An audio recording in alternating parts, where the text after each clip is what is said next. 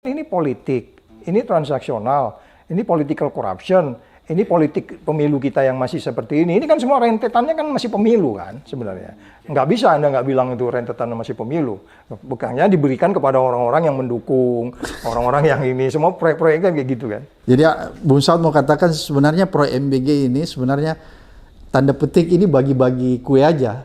Oh iya, nyatanya begitu. Bagi-bagi yang dan kita bisa tunjuk ya, siapa dari instansi apa kegiatannya. Hampir semua penegak hukum ada di dalam loh. Saya nggak tahu orang KPK kebagian nggak tuh. Yang punya dapur ya? Saya nggak tahu tuh. Tapi yang lain kan punya semua kan? Punya dapur di situ. Yang bukan tugasnya bro. Ya, yang bukan tupoksinya. Bukan tupoksinya. Cawe-cawe di proyek itu. Ini suruh jaga negara, jagain dapur. Oh enggak, ya kita kan musuh selain perang katanya itu. Dia itu belum perang dia katanya. Enggak di situ gitu loh. Tiba-tiba kalau perang, entar dulu kita nggak lagi jagain dapur nih, nanti anak-anak nggak makan nih katanya kan gitu. Iya.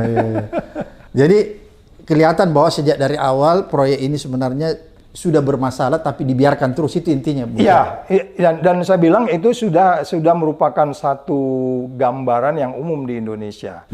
Di periode sebelumnya kan 10 tahun sebelumnya juga kayak begitu kan. Orang bilang, kan jalan tolnya jadi Pak Saud.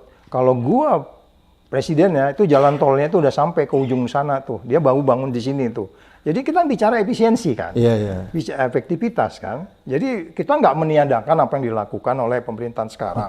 Tapi secara efisiensi, efektivitas itu totally tidak mendukung apa yang disebut sebagai membangun daya saing kita yang menjadi lebih baik dari sisi bisnis. Karena dilakukan dengan sangat tidak dengan transparan.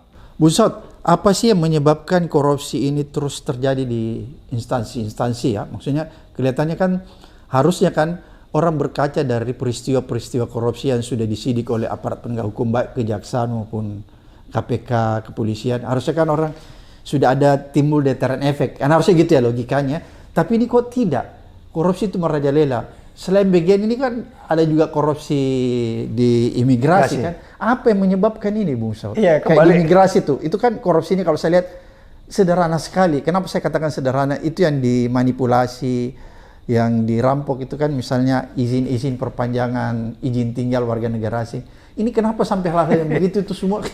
Apa yang menyebabkan ini Bung Saud? Kalau menurut Ruth Ackerman tadi itu, ya, corruption and governance, cause and consequence, dia menyebut memang pertama memang insentifnya. Jadi orang-orang yang jujur, orang yang baik itu nggak ada gunanya di negeri ini. Malah jadi bahan tertawaan. Bro. Diketawain. Bro mau menjarain orang malah dikejar-kejar orang kan, hampir dipolisikan. Jadi kan? kita diketawain orang. Iya gitu. Itu yang paling sial tuh di hidup di Indonesia itu gitu. Iya.